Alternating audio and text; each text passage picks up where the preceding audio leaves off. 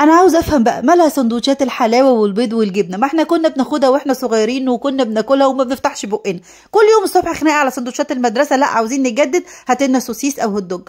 ما باليد حيله، قمت عملت احلى سوسيس او هوت دوج دجاج بطريقه سهله جدا. يلا نصلي على الرسول ونشوف هنعمله ازاي مع بعض.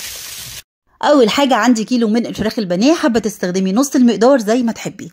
وانتي بتنضفي الفراخ تحاولي تتخلصي من العروق البيضاء والدهون الزياده اللي بتكون في شرايح الفراخ. بعد كده بقى هتعصري كام ليمونه كده، حوالي ليمونتين، على معلقه كبيره من الملح. اغسلي الفراخ كويس وصفيها في مصفى وتحتيها طبق تنزل اي ميه زياده بتكون فيها، لازم اتخلص منها، كل الميه دي زفاره. بقت الفراخ جافه معايا وصفت وبقت زي الفل. جبت بقى البلانشه والسكينه واقطعها لقطع صغيره عشان اسهل عليا وعلى الكبه تتفرم معايا فرم ناعم. لو ضفتي شرايح الفراخ زي ما هي كده هتغلبك وهتاخد وقت، وممكن لا قدر الله الكبه تسخن وتخسر. خدي بالك من التكه دي. هنبدا نفرمها وننعمها كده في الاول، وبعد كده هنشوف الاضافات البسيطه بتاعتنا.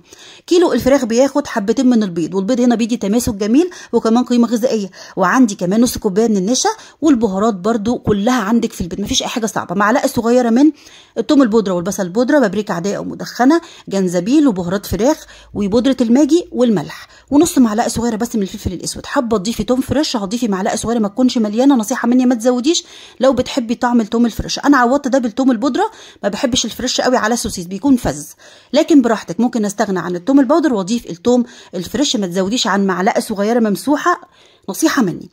نضرب بقى ضربه حلوه كده لحد ما كله يتجانس مع بعض وينعم. حسيتي ان معصلجه معاكي هتضيفي معلقتين 3 كده من الميه المتلجه تسهل عليكي. دي بقى اسهل طريقه تشكيل في الدنيا، باي كميه حابه تعمليها وكمان تفرزي عشان المدارس، شكليها بالطريقه دي. كيس تلاجة ندهنه بالزيت، ونجيب بقى جزء كده من الفراخ مش كبيره، ونضغط كده ونقفل بالكيس، واضغطي بقى بسكينه او اي حاجه عندك لحد لما يتشكل معايا. شايفين بقى الجمال؟ هتلاقي في الاخر كل حجم السوسيس قد بعض في الطول وفي الحجم، مفيش بقى واحده قصيره ولا واحده سميكه عن التانيه.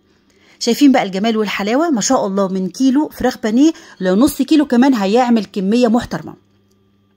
انا لسه ما خلصتش، وبصوا بقى الكميه وكل الحجم قد بعض. تعالوا اقول لك على طريقه تسويه حلوه قوي. حله فيها ميه بتغلي، ضفت صينيه من فوق، وهنبدا نرص كده السوسيس ونكمر عليه بقطعه فويل او غطا محكم.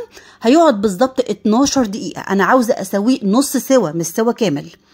على فكره ما ينفعش بعد التسويه دي اديله الاولاد واكله لهم، هو لسه ما استواش. هقول لك هنعمل ايه لو حابين ناكله بس بعد شويه. شايفين؟ تمسكيه كده تلاقيه بقى ماسك في نفسه، يعني مش طري، ما تلاقيش الفراخ طريه. دي التسويه الاولانيه. وادي بقى الحبه التانيين هكمر كده 12 دقيقه بالظبط واطلع في سيرفيس جنبي. عاوزين بقى ناكله، نعمل ايه يا رضوى؟ هنجيب طاسه فيها شويه زيت، ناخد بقى اللي يلزمنا والباقي فرزيه زي ما انت عاوزه. بس اهم حاجه قبل التقطيع لازم السوسيس يبرد تماما. انا بقى هقدمه لكم بطريقتين، طريقه حلوه كده تفتح النفس، والطريقه التانيه العاديه اللي هي الصوابع اللي حابه تديها لاولادك في سندوتشات. لازم بقى اكمل سواقي في الطاسه، اوعي تاكلي لي ولادك بالتسويه الاولانيه، هو لسه ما استواش. هتك بقى عليه كده في التسويه في شويه زيت، وخلي النار برده مش عاليه قوي لحد لما السوسيس ياخد لون ويستوي معايا سوا كامل، واخلص اول شويه زي ما انتم شايفين كده. وفي نفس الطاسه هي هتنزلي بقى ببصلايه مقطعينها جوانح وقرن فلفل كده حار او بارد، نشوح الاثنين مع بعض. الطريقه دي بجد تفتح النفس. ونكمل بقى تسويه الفراخ، ننزل بشرايح السوسيس اللي احنا مقطعينها وتقلبتين 3. حابه بقى تضيفي طماطميه مقطعاها قطع صغيره زي ما انت عاوزه. انا هستبدل الطماطم بمعلقه صلصه او كاتشب، طالما ما فيش طماطم هنا ما بيكونش فيها سوائل. لو هتضيفي كاتشب او صلصه هتضيفي معلقتين 3 بس من الميه، بس عشان اضمن ان الفراخ تكون استوت كويس. وشعره ملح وفلفل اسود بسيط خالص، ما تزوديش، مش هتغيب ابدا. يعني دقيقتين على النار وكده عملنا احلى اكله في الدنيا.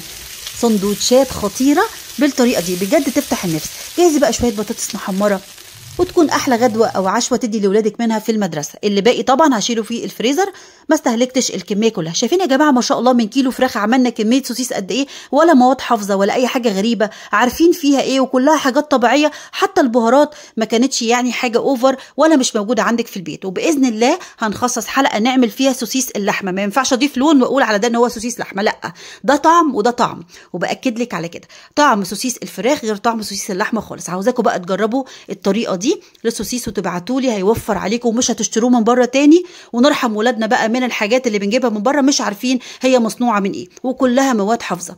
واحلى بقى سندوتشات هتعمليها تحفه تحفه. الطريقه دي بجد تفتح النفس. الحقيقه ما لحقتش ان انا احمر شويه بطاطس، لكن انت بقى حمري بطاطس ودلعي ولادك وشويه كاتشب ومايونيز، وده بقى زي ما قلت لك هشيله في التفريز. القاكم بقى فيديو جديد، يا رب تكون حلقه النهارده عجبتكم. اوعوا تنسونا في خالص الدعاء ولايك وشير لو الفيديو عجبكم. طبعا قبل ما اختم لازم ادوق، عاوزه اقول لكم طعمه تحفه، باذن الله يعجبكم.